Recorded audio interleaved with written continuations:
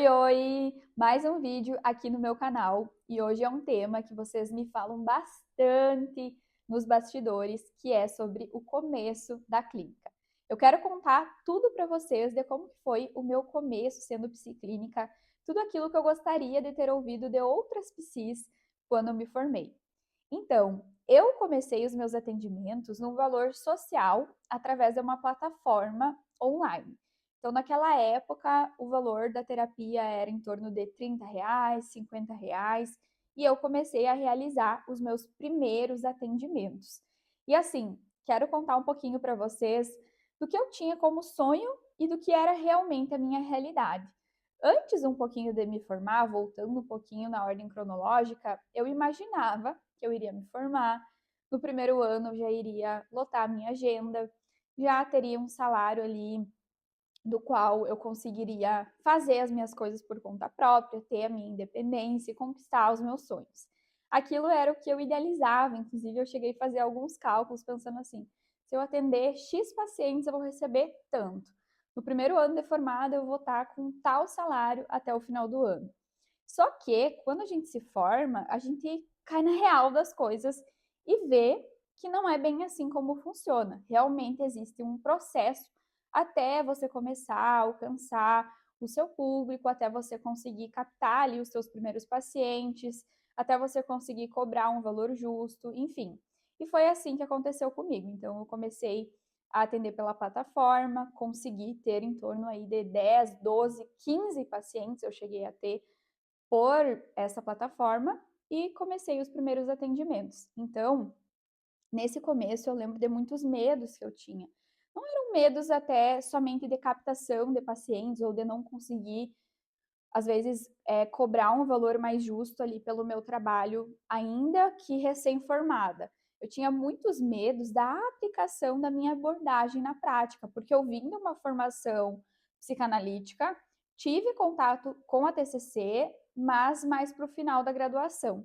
Então, os medos que eu tinha estavam muito relacionados à aplicabilidade da TCC na prática. Então, como fazer os meus primeiros atendimentos, como responder o paciente, como abordar ele ali nas primeiras sessões, fazer esse primeiro contato, explicar sobre a terapia e também entender o que o paciente trazia a partir dos conceitos da TCC. Então, entender o que era um pensamento automático, o que era uma crença nuclear.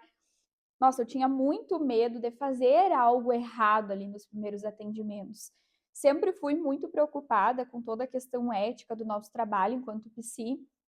Então, por mais que eu não tivesse um retorno grande financeiro, eu ia investindo ali, de certa forma, o meu tempo em estudo. Então, eu consumia conteúdos aqui no YouTube, eu fazia cursos gratuitos, eu acompanhava lives de outras psicólogas, eu contatava outras psis do meio para conversar e para entender quais seriam esses primeiros passos. Então, foi assim que eu comecei.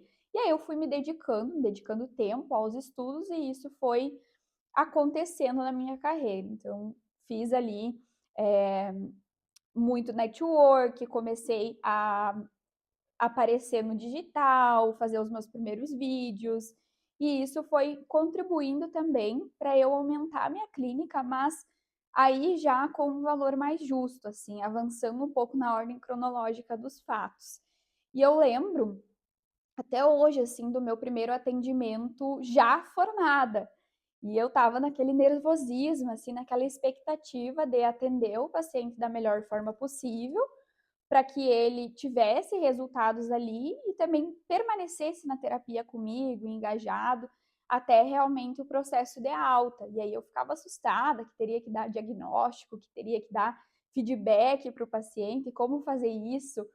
E, enfim, fui buscando ambientes que me proporcionassem esses espaços de escuta, de troca com outras psis também, para crescer cada vez mais.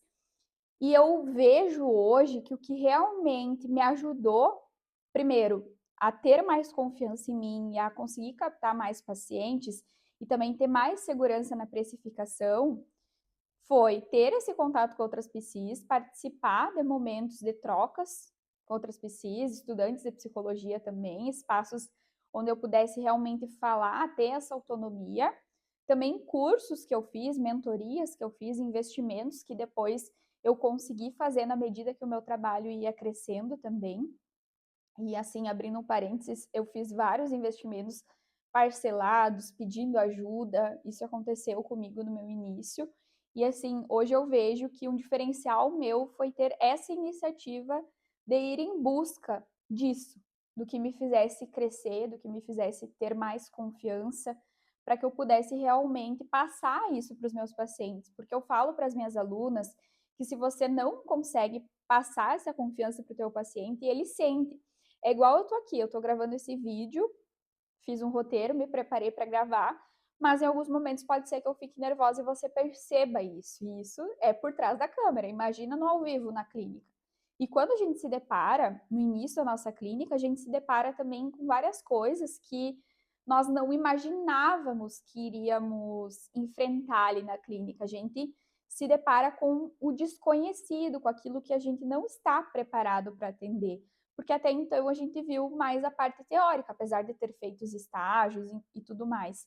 Então, se eu fosse hoje te indicar algo, seria buscar ambientes que você possa fazer trocas com outras psicólogas, que você possa relatar, inclusive, possibilidades de hipóteses diagnósticas para os casos que você atende ou que posteriormente você vai atender, porque isso vai te trazer um conhecimento gigante, enorme mesmo. Isso foi algo que eu fiz no meu início. E realmente, assim, não é fácil, é muito desafiador.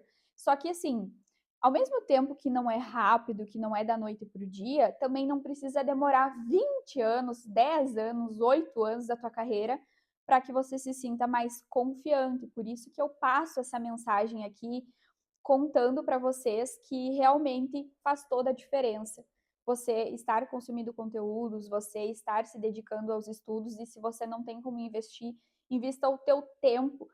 E aí você vai me falar, talvez eu tenha pouco tempo, eu trabalho CLT, eu trabalho em 2 lugares, invista o pouco tempo que você tenha para que depois você consiga ter mais tempo, porque é uma consequência.